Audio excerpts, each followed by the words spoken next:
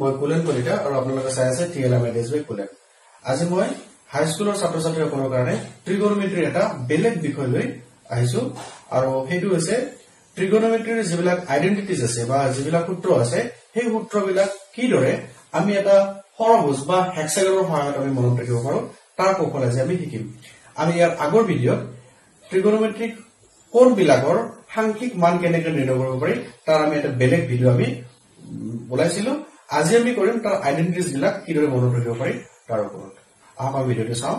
আজি আমাৰ ক্লাছটোৰ মূল বিষয়বস্তু হৈছে এটা হেক্সাগন মানে সৰভুজ য'ত নেকি 6টা বাহু থাকে। এই সৰভুজটোৰ সহায়ত বা হেক্সাগনটোৰ সহায়তে আমি ত্ৰিগোনোমেট্ৰিৰ সকলো আইডেন্টিটি বা সূত্ৰবিলাক কেনেকৈ মনত ৰাখিব পাৰি তাৰ কৌশলসমূহ আমি আলোচনা কৰিম। কিন্তু ইয়াৰ আগে আমি জানিব লাগিব যে ত্ৰিগোনোমেট্ৰিত আমাৰ যিকেইটা কোণ আছে সেইকেইটা কি কি আছিল তাৰ নামবিলাক যে সাইন থিটা বা থিটা নকলে চলিব সাইন কস টেন তাৰপিছত কট সেক কসেক এইকেইটা আমাৰ ত্ৰিগোনোমেট্ৰিক কোণ। এই সাইন কস টেন কট সেক কসেক এইবিলাক আমি এটা নিৰ্দিষ্ট অৰ্ডাৰত এই হেক্সাগনটো আমি লিখিম। তাৰ আগতে আমি কি কৰিম ইয়াৰ যিবিলাক ডায়াগোনেলছ আছে আমি ডায়াগোনেলছ বিলাক আঁকি লম বা কৰ্ণবিলাক আঁকি লম। এইডাল ডায়াগোনেল আৰু এইডাল ডায়াগোনেল। এই যে হেক্সাগন এই হেক্সাগনটো আমি স্টাৰ্টিং পইণ্ট ইয়াৰ পৰা ল'ম আৰু ইয়াৰ পৰা আমি কি লিখিম যে আমি এটা ত্ৰিগোনোমেট্ৰিৰ ফৰ্মুলা মনত ৰাখিব লাগিব tan থিটা ইকুৱেল টু sin থিটা বাই cos থিটা। এই ফৰ্মুলাটোৰ আধাৰত আমি এই হেক্সাগনটো স্টাৰ্ট কৰিম। কি হ'ব আমি প্ৰথমতে ইয়াৰ পৰা আমি আৰম্ভ কৰিম tan equal to sin by cos মানে ইয়াতে sin ইয়াতে cos tan অপোজিট cot। এটা আমাৰ বাকি কি থাকিল sec আৰু cosec। আমি এটা কি লিখিম sec আৰু cosec ৰ কাক লিখিম মনত ৰাখিব। আমি যদি কাল্পনিকভাৱে ইয়াতে এটা আমি ৰেখা আঁকি দিওঁ তেনেহলে ইফালে ৰাইট সাইড ইফালে লেফট সাইড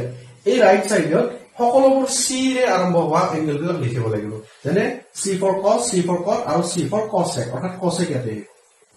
আৰু ইয়াত নিশ্চয় ৰিমেইনিং কি থাকিব sec। এই অৰ্ডাৰত আমি এংগেলবিলাক লিখিব লাগিব যে tan sin cos cot cosec আৰু sec। এইফালে কাল্পনিক ৰেখাডালৰ ৰাইট সাইডত অল c's বিলাক আমি লিখিব লাগিব মানে c for cos cot and cosec আৰু চেণ্টাৰত ইয়াৰ চেণ্টাৰত আমি এটা 1 লিখিব লাগিব। এইটো হৈছে আমাৰ কৌশলটোৰ অৰ্থাৎ হেক্সাগনটো ব্যৱহাৰ কৰি আমি মনত ৰাখিব লগা কৌশলবোৰৰ ভিতৰত এইটো এটা অন্যতম অৰ্ডাৰ। এই অৰ্ডাৰত আমি লিখিব লাগিব। এতিয়া আমি গম পালো sin equal to tan equal to sin by cos যেটো আমি এই ফৰ্মুলাৰ পৰা লৈছো। আমি এটা চাম এই হেক্সাগনটোৰ সহায়ত আমি কি কি লিখিব পাৰো। নম্বৰ 1 আমি এটা নাম্বাৰ দি লিখি যাম। নম্বৰ 1 কি কি লিখিব পাৰিম যে tan থিটা ইকুৱেল টু sin থিটা বাই cos থিটা অৰ্থাৎ first equal to second by third. এই কথাখিনি আমি গোটেই হেক্সাগনটোতে আমি লিখিব পাৰিম। যেনে আমি যদি এতিয়া ক্লকৱাইজ ডিৰেকচনত যাওঁ কি পাম tan থিটা ইকুৱেল টু sin থিটা বাই cos থিটা। নেক্সট আমি যদি sin লওঁ always remember the first is equal to second by third. So sin is equal to sin theta is equal to second by third মানে cos theta by cot theta. Next cos theta is equal to second by third মানে cot theta by cosec theta. Next যদি মই cot কওঁ cot theta is equal to obviously second by third so cosec theta by sec theta. মই যদি cosec বুলি কওঁ cosec theta is equal to second by third so sec theta by tan theta. মই যদি কওঁ sec theta is equal to কি হ'ব sec is equal to second by third. This is first so first is equal to second by third. Sec theta is equal to tan theta by sin theta. অৰ্থাৎ আমি প্ৰথমে কি পালো clockwise directionত first always is equal to second by third. এইটো number 1। যদি মই এটা 2 number দি লিখো কি হ'ব চাবা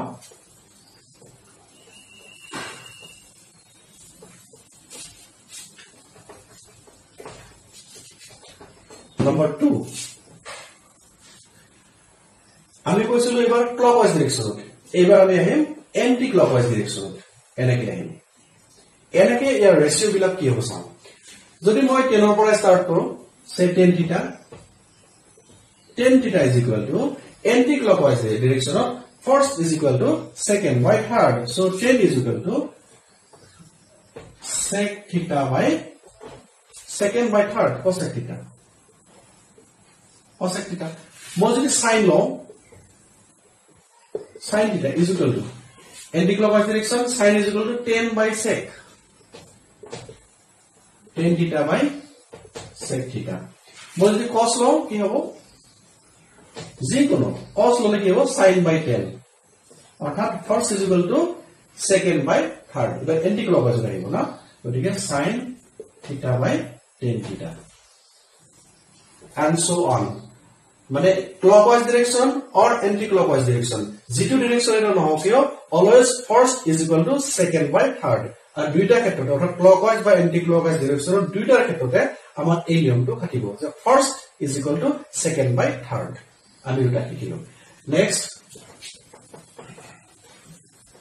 এটা মাত্ৰ হেক্সাগন অথচ আমি কিমানটা আমি ইয়াৰ শিকিব পাৰিম মই আকৌ হেক্সাগনটো মুছি দিছো নতুন দিকে আকিম যাতে ইয়াৰ প্যাটাৰ্নটো সকলোৰে মনত থাকে আমি হেক্সাগনটো আকিম এনেকে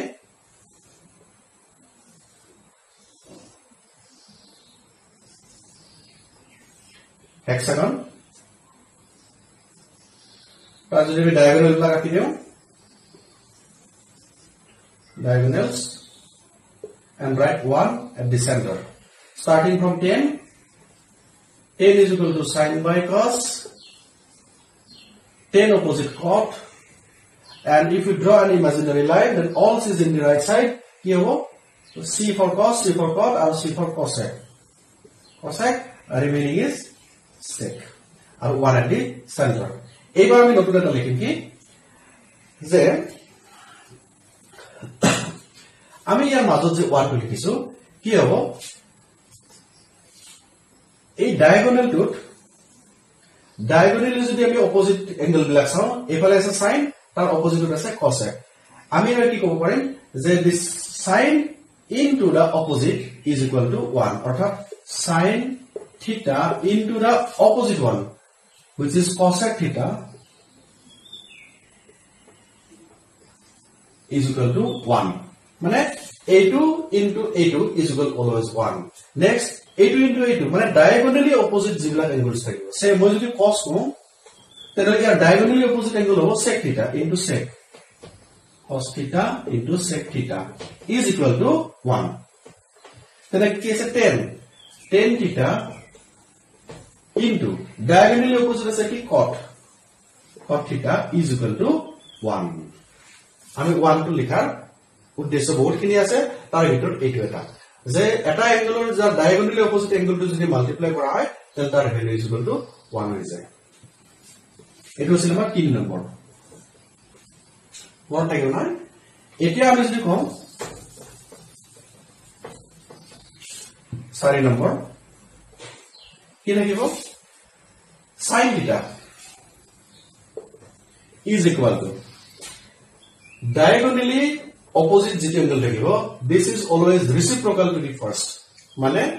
যদি আমি sin theta কথা কও তেনে হলে তাৰ diagonally opposite এংগলটো হ'ব ইয়াৰ reciprocal মানে অন্যন্য অৰ্থাৎ sin theta is equal to এটো opposite অৰ্থাৎ 1 by cosec theta যদি আমি cos লও cos theta is equal to এটো opposite হৈ যাব অৰ্থাৎ 1 by sec theta যদি আমি tan লও is equal to just 1 by cot theta. আমি এনেকে কব পাৰো যে sin theta is equal to this by this. Tan theta is equal to 1 by cot. Sec theta is equal to 1 by cos বা cos theta is equal to 1 by sec. তে এনেকৈ আমি এটা এংগলৰ পৰা তাৰ অপোজিট বা ৰেচিপ্ৰকাল ভ্যালুটো পাব পাৰো।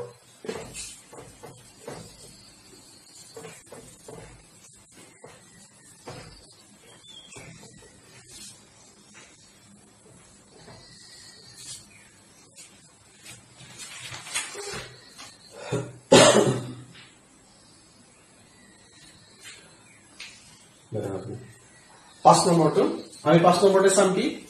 আমি আগত কৰিছিলো যে first is equal to second by third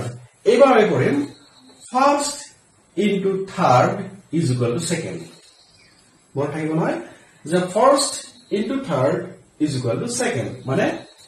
tan theta into cos theta is equal to sin theta ঠিক এন্ডারে মই যদি কও জি কোন anything this into this is equal to first into second third is equal to the middle অর্থাৎ first আর third two যদি multiply করা হয় তাহলে তার মিডল ভ্যালু পাওয়া যায় যেনে cot theta into sec theta is equal to cos theta এনে আমি জি কোন লব সাপোজ আমি যদি sin into cot নাও যেনে sin theta into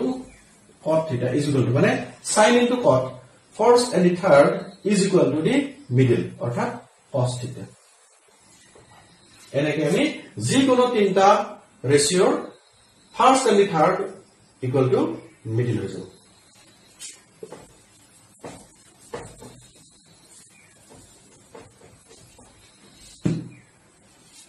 এবার 6 নম্বর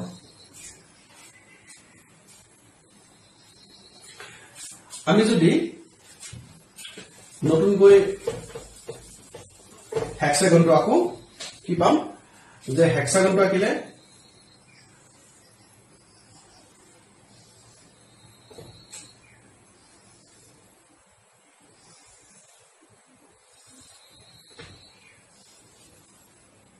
এটা হেক্সাগন ডায়াগোনালস বিলাক আকিলো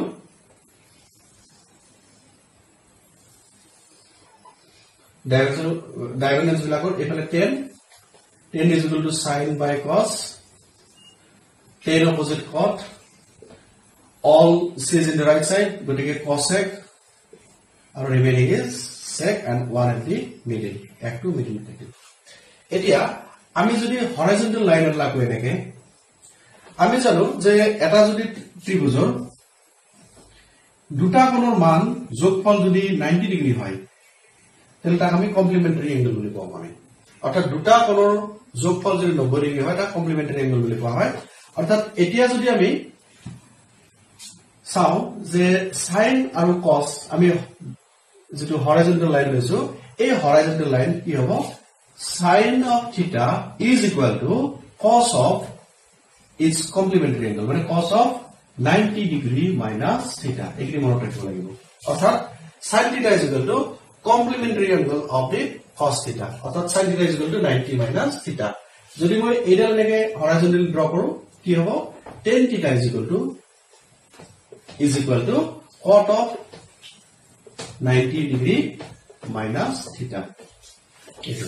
যদি মই এইডাল ড্র কৰো তেনেহলে sec theta is equal to cosec 90 degree minus theta এখানে যদি মই এই ডাইরেকশনটো চেঞ্জ কৰি দিও তেতিয়া কি হ'ব এফালে কৰিছো এফালে কৰি কি হ'ব cos theta is equal to বাকিখিনি কোনো চেঞ্জ নহয় cos theta is equal to sin of 90 minus theta মানে cos theta is equal to complementary angle of sin theta অর্থাৎ sin of 90 degree minus theta এটো ঠিক তেনেদৰে মই যদি এই ডাইৰেকশনটো চেঞ্জ কৰি এফালে কৰি দিম কি হ'ব cot theta is equal to tan of 90 degree minus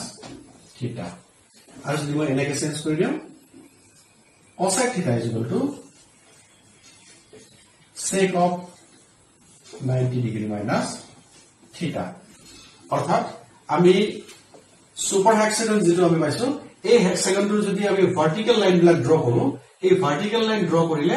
এটা অ্যাঙ্গল তাৰ আনটো অ্যাঙ্গেলৰ কমপ্লিমেন্টারি হয় অর্থাৎ sin theta is equal to cos of 90 minus theta tan is equal to cot of 90 minus theta sec is equal to cosec of 90 minus theta কিন্তু আমি যদি ডাইরেকশনটো opposite কৰি দিও তেতিয়া হলে আমাৰ একেখিনি কথা পাম cos is equal to complementary angle of sin theta গতি এনেকে আমি একেই কথা মনত ৰাখিব পাৰো সুপাৰ হেক্সাগনটো হয় 7 নম্বৰ ফৰ্মুলা বিষয়ে আলোচনা কৰিম আমি হেক্সাগনটো পুনৰ ড্ৰ কৰিম হেক্সাগনটো বাৰে বাৰে এই কাৰণে ড্ৰ কৰিছো যাতে হেক্সাগনটোৰ যেটো প্যাটাৰ্ন যি কথা মনত ৰাখিব লাগে সেই কথা যাতে অতি সহজতে মনত থাকে আমি all diagonals are joined one at the center আৰু ইফালে 10 is equal to sin by cos cos opposite to 10 also is in the right side so cosec and remaining is sec one the center এবাৰ আমি কি কৰিম এইখিনিৰ ভিতৰত আমাৰ দেখা পাইছো 6টা ট্ৰায়াঙ্গল ফৰ্ম হৈছে এই 6টা ট্ৰায়াঙ্গলৰ আমি 3টা ট্ৰায়াঙ্গল ৰ এই তিনটা এটা আৰু এটা এই তিনটা ট্ৰায়াঙ্গল আমি লম এই তিনটা ট্ৰায়াঙ্গলত আমি প্ৰথমতে ক্লকৱাইজ ডিৰেকচনৰ কথা চিন্তা কৰিম ক্লকৱাইজ আমাৰ এই সিস্টেম বিলাকত ক্লকৱাইজ এন্টি ক্লকৱাইজত বহুত খিনি কথা নিৰ্ভৰ কৰে আমি ক্লকৱাইজত চলে কি হ'ব